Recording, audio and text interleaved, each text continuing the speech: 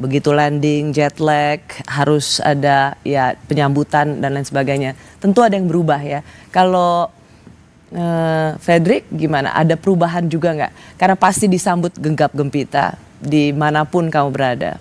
Iya, ada perubahan itu yang biasanya jarang dihubungi, sekarang banyak hubungi dari media-media, terus banyak minta foto juga. Dan itu ya menurut saya cukup melelahkan juga itu. Jadi di samping harus istirahat dan latihan, sekarang ada aktivitas baru. Menerima foto ya? Menerima foto. Dan gak boleh sombong ya? Iya, benar. Cuman saya ngelihat Mbak Yeni, Mas Rosan, Fredrik ini waktu di Paris aku lihat ngelayanin foto-foto dan aku lihat bule-bule semua tuh bukan dari Indonesia. Iya, jadi yang datang situ memang nonton panjat tebing, dan pas ketemu mereka seneng banget gitu, bisa ketemu orangnya langsung dan akhirnya pada minta foto, kemudian rame gitu yang ikut minta foto. Jadi kamu banyak fans ya dong tuh bule-bule? Iya, banyak yang kenal sih sebenarnya. Iya.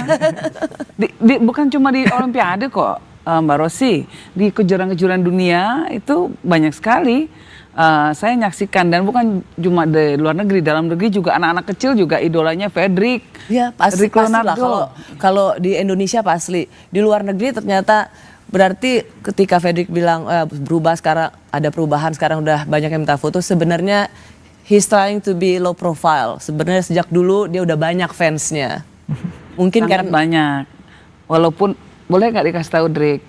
Ya, apa itu, Bu? statusnya masih jomblo loh ini. Oh iya? Tapi lagi mau fokus, tetap mau fokus pada pada Olimpiade Paris Los Angeles 2028. Tetap fokusnya. Dan tentu kita jangan ganggu dulu fokusnya. Kita senang kalau Fredrik bisa mempertahankan medali emasnya nanti di sana. Pokoknya panjat tebing dulu, jangan panjat rumah tangga. Punya atlet yang berbakat, itu sebenarnya Mas Rosan tuh susah-susah gampang gak sih? Karena kan atlet itu juga dia tentu punya kehidupan pribadi yang jangan sampai merusak mood latihan dia atau prestasi dia. Sebagai bapaknya atlet gimana?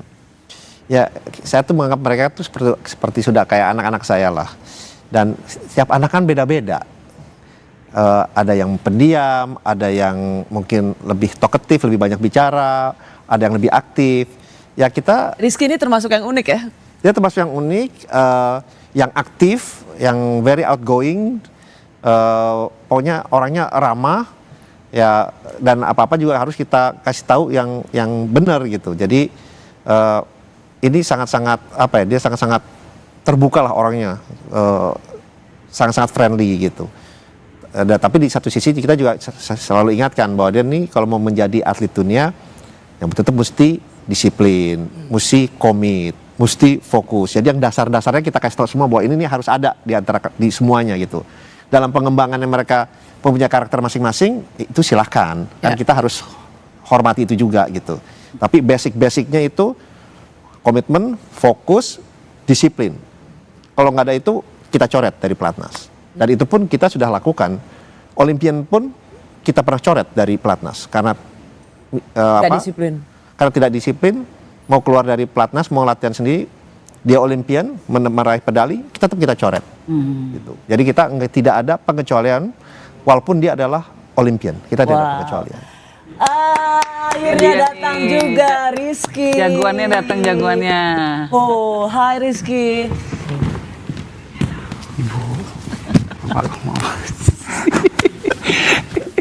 Rizky, thank you ya, udah datang. Terima kasih banyak. Aku yang merasa bersalah.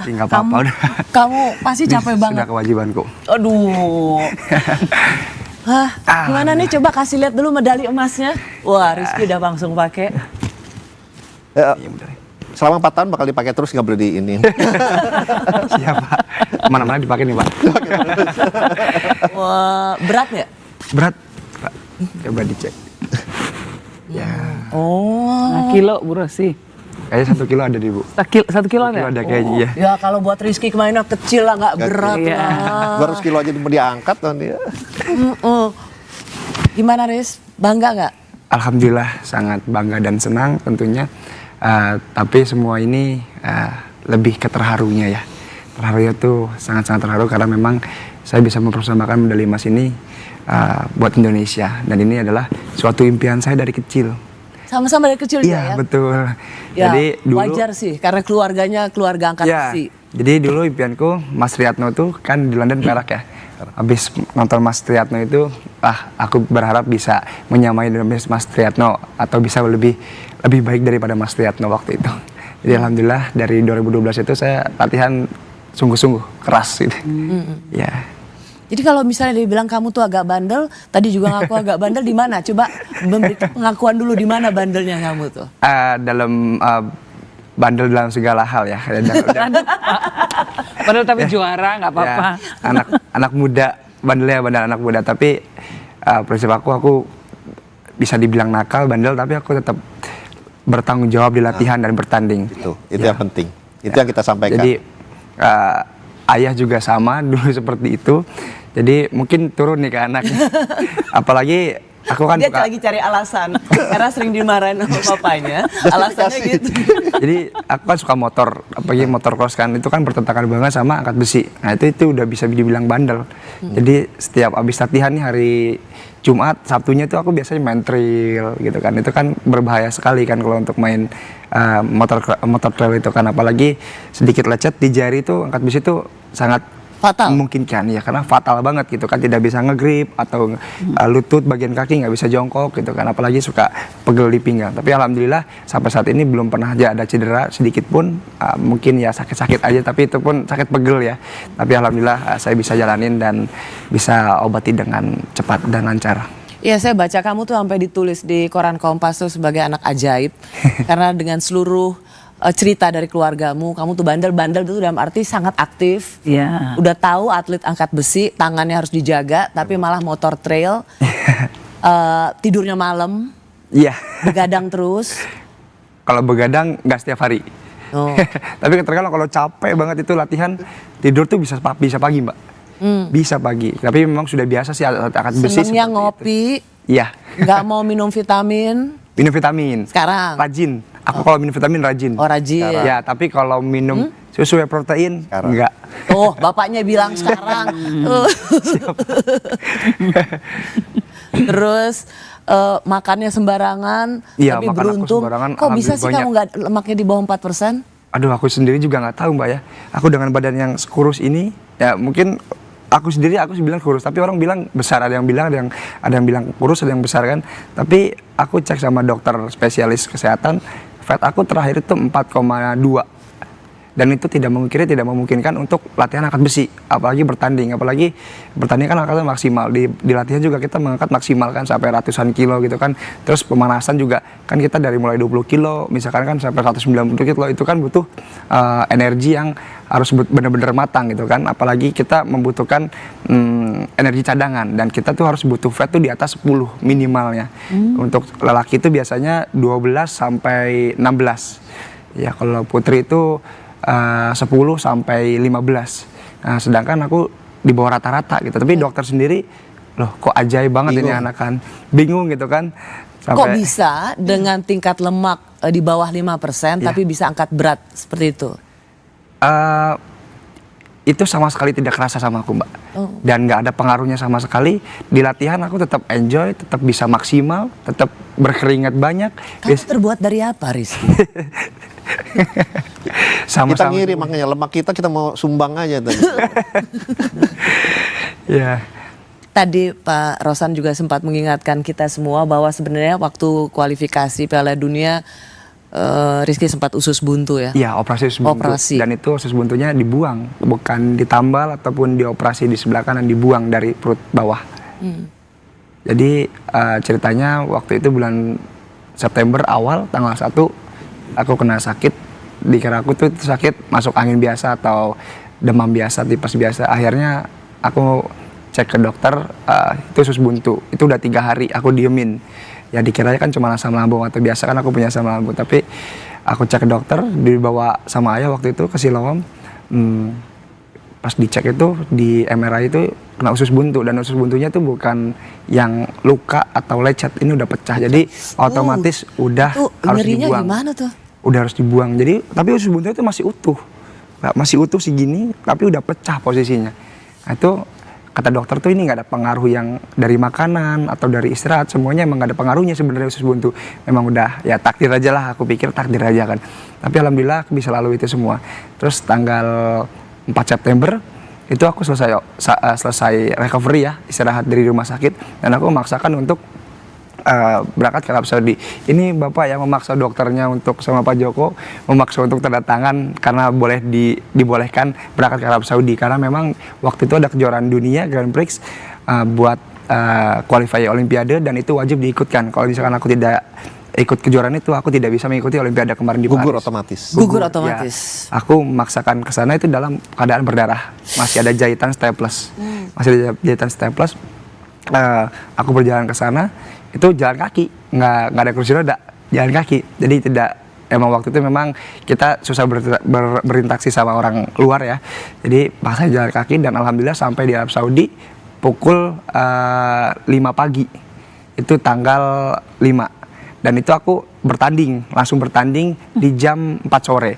Nah, itu paginya tuh kita sauna dulu 3 set.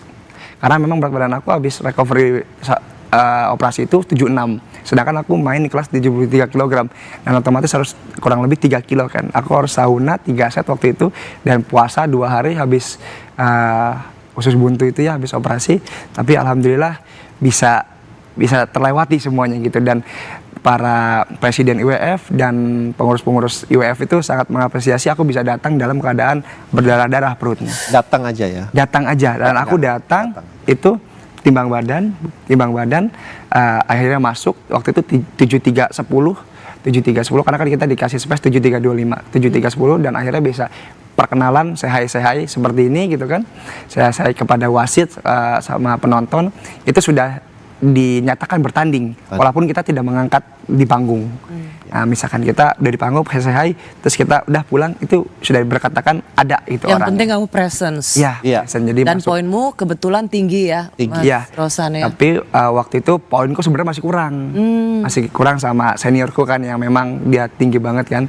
Aku kan punya vet juga nih sama seniorku, jadi aku harus benar-benar mengejar di angka yang tinggi, dan itu harus mengejar 11 kilo, dan itu mustahil dalam waktu dekat untuk angkat besi, karena kan olahraga angkat besi itu terukur, apalagi di kelas yang sama 73 kg, terkecuali kita naik kelas nih misalkan 73, langkahnya ke 81 kan. Nah itu mungkin memungkinkan karena power dan energi lebih banyak lagi gitu kan. Tapi 73 kg itu kita harus menahan berat badan, menahan makan gitu kan. Tapi bagaimana bisa kita latihan inisiatif dengan biasanya gitu, normal gitu kan. Alhamdulillahnya saya pulang itu waktu itu posisi udah parah banget di berdarah nih. Terus buka sendiri kan karena nggak ada dokter waktu itu. Buka sendiri, beli Hansaplast, beli ya seperti Hansaplast gitu yang tahan air di Arab Saudi, maksain tanggal 6 udah pulang lagi ke Indonesia. Tanggal 6 udah pulang lagi ke Indonesia. Udah habis itu recovery, kita buka jahitan sama dokter, itu bukan dibuka paksa. Bukan laparoskopi. Berarti dibuka. Iya, dibuka. Ininya, di black gitu ya. Di black, Bu. Kayak disesar gitu, cuman kita dijahitnya jahitannya pakai staples. Macam Itu besi lebih itu, ini jadi lagi, 10 cm. Ada 12 biji. Nah, itu udah ada bagian yang terbuka, jadi ya harus dibuka paksa, Bu. Harus Iya, dibuka staples kan harus dicabut nanti. Iya, dicabut. Itu pun dibius setengah aja, dibius setengah.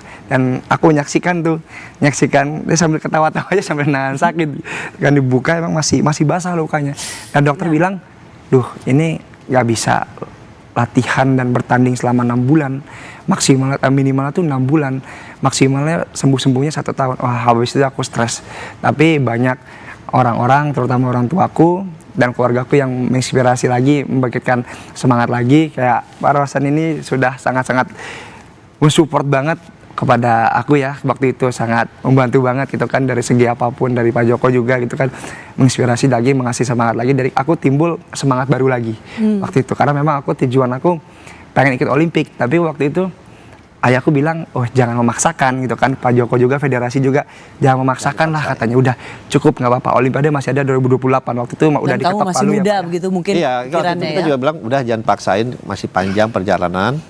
Tapi ada babak kualifikasi berikutnya. Iya betul Pak. Waktu itu ada kualifikasi di bulan Februari di Uzbekistan, kejuaraan Asia. Nah saya itu mulai berlatih kecil-kecil itu di bulan November. itu pun baru bisa jalan normal. Sebelumnya masih bungkuk-bungkuk aja gitu kan, masih ngerasain mules, sakit. Di November pertengahan tuh saya mulai jalan kaki pagi-pagi gitu kan, terus memberanikan naik sepeda, terus belum boleh pegang besi itu sama ayah, karena emang saya sendiri takut gitu kan, ini luka masih basah karena itu dijahit lagi di bulan November akhir itu saya dijahit lagi pakai benang 2 kali, pakai benang itu di benang, nah, katanya 1 minggu kering, saya gunting sendiri di rumah, nggak ke rumah sakit. Sampai dokternya bilang, aduh bandel sekali nih anak, saya gunting sendiri. Terus aku kirimkan fotonya di dok, aku udah gunting sendiri. Terus habis dari itu beberapa hari depan aku mulai latihan angkat besi itu batang-batang aja, karena udah gatal banget lihat tempat latihan di rumah tuh, udah rasanya tuh pengen, aduh kayak gatal gitu, pengen ngangkat gitu kan, namanya apa ya, anak muda terus nakal kali Mbak ya. Jadi pengen ini terus gitu kan, terus aku nyobain batang-batang gitu kan, alhamdulillah nggak ada rasa gitu kan. Nah tapi di saat besok-besoknya aku merasakan kayak, oh ini masih danger, masih hati-hati nih, masih basah kan, dokter bilang jangan dipaksain kan. Ya udah, akhirnya waktu itu latihan cuma beberapa persen aja, tapi aku ngerasain masih agak mulus-mulus tuh waktu itu. Sakit sih enggak, mulus-mulus aja. Saya mulus-mulus, terus buang air besar tuh nggak nyaman. Nggak nyaman karena memang aku merasa trauma, mungkin ada trauma yang sangat besar, takut karena ini udah terbuka banget kan. Apalagi kan perut ini rongga yang sangat-sangat bahaya kan, apalagi kan ngembung, suka kurus gitu kan. Apalagi kita kalau latihan pakai sabuk. Pakai sabuk itu kan kenceng banget kan, pakai sabuk kenceng banget. Alhamdulillah waktu itu kita latihan pakai sporter ini, penyangga ininya double 2. Alhamdulillah latihan, terus ya sampai semuanya nyemangatin, kayak aku lebih semangat lagi. Alhamdulillah latihan itu dapat sekitar 2 bulanan, Desember tuh mulai bener ada program. Itu pun programnya santai banget, nggak ada target buat medali atau ngangkat segini nggak ada. Ya udah aku ikut kejuaraan, didaftarin waktu itu karena memang entry by name sudah masuk di Uzbekistan, dan alhamdulillahnya aku bisa pecah rekor junior waktu itu. 158. Itu udah usus buntu ya? Udah usus buntu. Itu latihan baru sekitar 2 bulanan, dan itu pun mungkin dibilang nggak inisiatif ya, nggak serius-serius banget gitu. Kenapa junior? Karena kalau di bawah 21 tahun itu masih dianggap junior, dan dia masih 20 tahun waktu itu. Makanya rekor dunia junior dia pegang. Ya di angkatan snatch waktu itu clean and jack nggak, karena sudah dipecahkan oleh Thailand Pak ya. Ya habis itu. Di Thailand ya. Jadi buat Rizky apa sebenarnya pelajaran penting dari yang cerita penuh kesakitan tadi tapi berbuah manis memecahkan rekor? Ya intinya kalau kita dalam hidup punya target dan punya tujuan, kita bakal lakuin di dalam keadaan hal apapun, maupun lagi jatuh atau bangunnya. Wow. Aja buat aku. Masih muda, sudah punya spirit dan tekad yang sangat kuat. Jadi sebenarnya bandelnya, jadi kalau keluarga bilang aduh Rizky ini bandel, itu bandel dalam tanda kutip Mas, karena sangat aktif. Tapi bandelnya Rizky itu juga bisa kelihatan betapa dia melawan rasa sakit setelah operasi usus buntu. Tapi melawan rasa sakit itu justru dengan latihan yang serius. Iya. Terima kasih ya Rizky. Sama-sama. Sekali lagi selamat. Terima kasih banyak. Fredrik juga, sedikit aja dari Fredrik, apa pelajaran paling penting dari pencapaianmu saat ini supaya bisa ditiru oleh banyak anak muda Indonesia lainnya? Yang penting tuh jangan pernah menyerah. Yakin pada apa yang kita lakukan pada hari ini akan memberikan hasil yang baik di masa depan. Terima kasih Fredrik, terima kasih Rizky. Kalian berdua adalah kado terindah untuk Hari Kemerdekaan Republik Indonesia yang ke-79. Terima kasih sekali lagi. Catatan waktunya Fredrik, kalau dijumlahkan 79. Wow. 79. Ya. Seperti perayaan kemerdekaan Indonesia.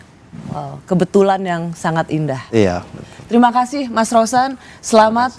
Kita selalu ketemu setiap 4 tahun sekali dalam soal wawancara Olimpiade, karena angkat besi selalu menyumbangkan medali, dan sekarang medali emas oleh Rizky. Mbak ini juga terima kasih. Terima kasih, Mbak sekali Rizky. ikut langsung medali emas. Amin.